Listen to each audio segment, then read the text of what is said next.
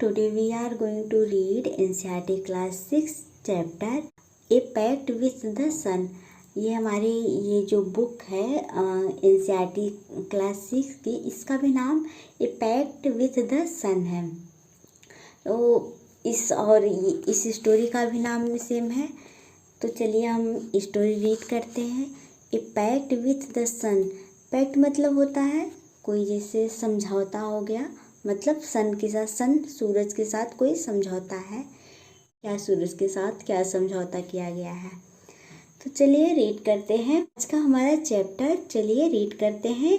सईदा's mother has not received proper medical treatment for her complaints.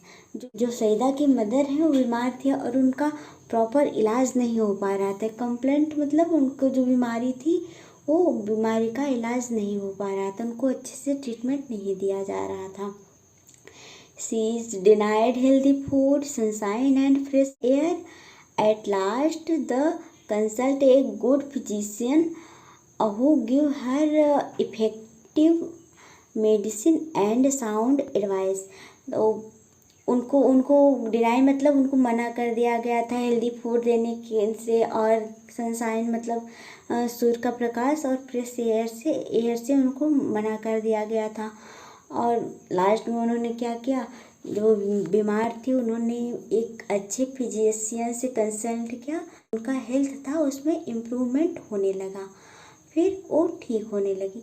वहीं इस story में आगे दिया गया है, तो देखते हैं। Saeeda's mother had been ailing for a long time ने fever, cough, body ache, painful joint and what not. जो सईदा की माँ है, सईदा's यहाँ पे देखिए सईदा's में अपॉस्ट्रोफी एस लगा है, यहाँ पे कॉमा के साथ एस लगा है। इसको जो अपॉस्ट्रोफी एस लगता है उसको की पढ़ा जाता है। जैसे किसी का नाम है उसमें यस लगा है, उसके साथ जिसका है तो वो उनके बारे में बताता है, उनका क्या उनसे रिलेशन है। ऐसे इसमें है सईदा's मदर। जो सईदा की माता थी वो बहुत टाइम से बीमार थी। एलिंग मतलब बीमार थी। फिर क्या क्या उनको हुआ था, fever, cough, body ache, painful joint, और उनको क्या नहीं हुआ था, मतलब उनको सारी तरह की बीमारियां उनको बहुत टाइम से हो रखी थी। फीवर भी था, कफ भी था, और फीवर, कफ, खांसी आ रही थी, उनके शरीर में भी पेन था और उनकी जॉइंट्स में भी पेन।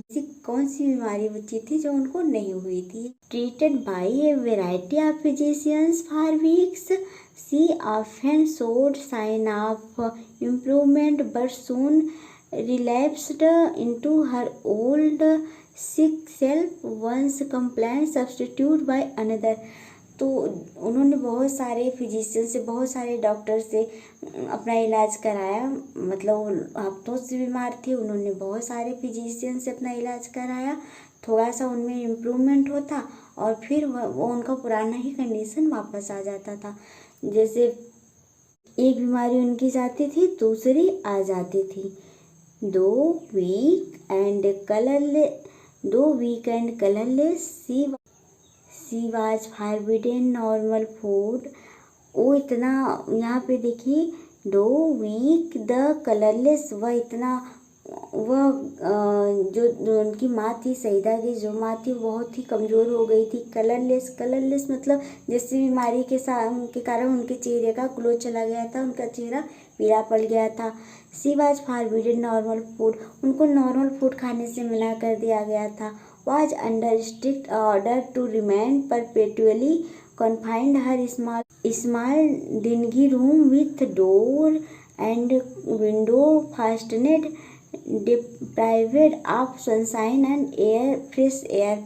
तो उनको जो हेल्दी फूड, जो उनका नॉर्मल खाना है उसको मना कर दिया गया था, और उनको बाहर निकलने से भी मना कर दिया गया था। उनको एक छोटे से बदबूदार रूम में बंद, वहाँ पे रहने के लिए कहा गया था, जिसकी खिड़कियाँ हमेशा बंद रहती थी और दरवाजे हमेशा बंद रहते थे। वहाँ न तो सनशाइन आती थी, ना ही फ्रेश एयर मिलता था। इस तरह उनकी जो सईदा की माँ थी वो बीमारी की वजह से, जो उनके डॉक्टर थे जो भी आते थे वो अलग अलग तरह से अपना इलाज बता के चले जाते थे कि ऐसे बचे रहो, सनलाइट नहीं पड़नी चाहिए, जिससे उनकी बीमारी ठीक हो जाए। लेकिन वो थोड़ा सा इम्प्रूवमेंट होता वो और बीमार होती जाती थी। When she became critical, her relatives and neighbors persuaded her to consult a specialist, even though his fee was likely to be high. जो उनकी कंडीशन, वो बहुत ज़्यादा बीमार हो गई, जो उनके पड़ोसी थे, उनके जो रिलेटिव थे, जो उनके रिश्तेदार थे, उन्होंने उनसे कहा, उनको सजेशन दिया, उनको समझाया कि आपको किसी बढ़िया स्पेशलिस्ट डॉक्टर को दिखाना चाहिए, लेकिन उनकी फ़ीस बहुत, चाहे उनकी फ़ीस कितनी भी हाई हो, आपको किसी अच्छे डॉक्टर से दिखाना चाहिए। Life is more precious than money. वो कहते हैं कि जीवन पैसों से ज़्यादा इम्पॉर्टेंट है।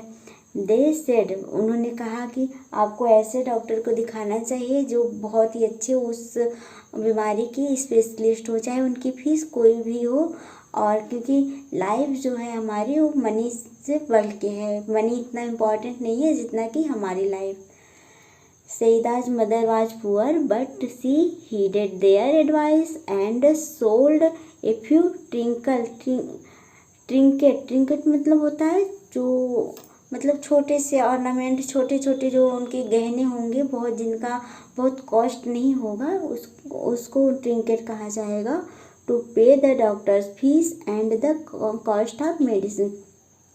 तो सईदा की माँ पुअर थी, वो बहुत गरीब थी, लेकिन उन्होंने जो उनके एडवाइस दे रहे थे, जो उनके रिलेटिव, उनके नेबर्स जो एडवाइस दिया, उन्होंने उनको फॉलो किया और अपने कुछ जेवर, जो उनके छोटे से जेवर थे, जो उनके गहने रखे हुए थे, उसको उन्होंने बेच के डॉक्टर की फीस और मेडिसिन लेने के लिए उसको बेच दिया। The doctor came in a few days and examined her and prescribed effective but costly medicine. कुछ दिन में जो डॉक्टर आया, उसने उनकी माँ को, सईदा की माँ को देखा और उनको डॉक्टर ने उनको मेडिसिन लिखा, उनकी बीमारी के बारे में हर मेडिसिन लिखा, लेकिन मेडिसिन जो था वो बहुत ही कॉस्टली था।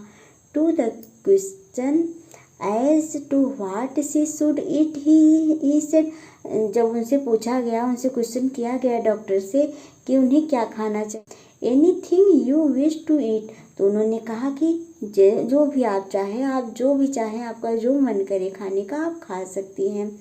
चपाती, वेजिटेबल्स, मिल्क, फ्रूट, एक्स्ट्रा जो भी है सब कुछ आप खा सकती हैं, जो भी आपका मन करे, उन्होंने डॉक्टर ने कहा। In addition to all this he added empathetically, तो और इसके साथ ही उन्होंने कहा कि leave this dark hovel, hovel मतलब होता है डार्क, मतलब जो कमरा है गुफा की तरह लग रहा है, इसलिए उन्होंने कहा कि इस डार्क रूम को आपको इसे छोड़ देना चाहिए। And occupy A bigger room, बल्कि अपना जो रूम है, अपना जो बेड है, वो किसी बड़े रूम में शिफ्ट हो जाइए और अपना विंडो और डोर दोनों ओपन कर दीजिए।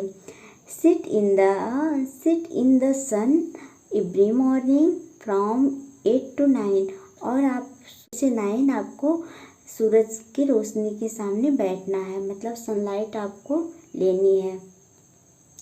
Sunshine and fresh air, he concluded, are more important than medicine. उन्होंने कहा कि जो सनशाइन और फ्रेश एयर है, मतलब सनशाइन मतलब होता है सूर्य का प्रकाश, और फ्रेश एयर जो ताज़ी हवा है, जिनसे ज़्यादा इम्पॉर्टेंट होती है हेल्थ के लिए, इसलिए उन्होंने कहा कि आपको सनलाइट में बैठना चाहिए। The doctor and his advice became a subject of noisy commentary among all present. जब डॉक्टर ने ये बताया तो जो वहाँ पे आसपास उनके जो देखने के लिए आए हुए थे, जो लोग वहाँ पे मौजूद थे, जो खड़े हुए थे, उनमें बातें होने लगी, मतलब उनकी बातों से वहाँ पे नॉइज होने लगा। सम फेवर्ड वाइल अदर अपोजिट, कुछ लोग उसको फेवर कर रहे थे डॉक्टर की एडवाइस को, और कुछ लोग उसको अपोज कर रहे थे। Exposure to sun and air for someone afflicted with chronic cough was dangerous, an experienced lady declared. Experience lady थी, एक बड़े अनुभवी महिला थी। उन्होंने कहा कि इस तरह की प्रॉब्लम होने पे किसी भी व्यक्ति को सन और एयर में बैठना डेंजरस हो सकता है। उन्होंने कहा जो सन का लाइट है और हवा लेने के लिए जो डॉक्टर ने बोला है ये उनके लिए डेंजरस हो सकता है क्योंकि वो बहुत ज़्यादा बीमार हैं। A younger neighbour nearly quarrelled with her over this, एक जो और दूसरा पड़ोसी था, उनसे छोटा पड़ोसी था, वह उनसे इसके लिए लगभग लड़ाई हो गई दोनों में। वो उसको अपोज कर रहा था और उनकी एडवाइस को अलग एडवाइस दे रही थी कि ये नुकसानदेह हो सकता है, और वो जो पड़ोसी था, जो यंगर पड़ोसी था, उनको अपोज कर रहा था, इसलिए दोनों में लड़ाई हो गई। Too exhausted to participate in the debate, Saida's mother remained quiet but determined to follow the doctor advice.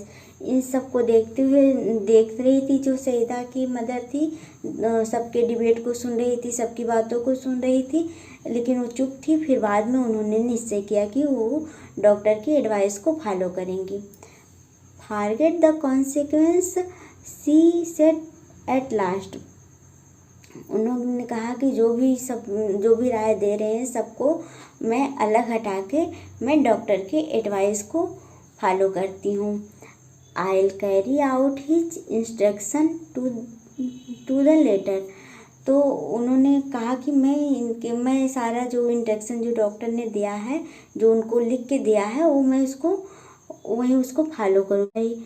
Move my bed into the next room and let me sit in the sun on my charpai for an hour daily.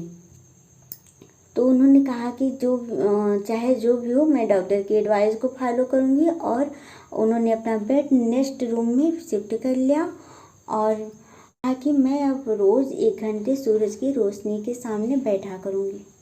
हमने इस chapter का एक part complete कर लिया है।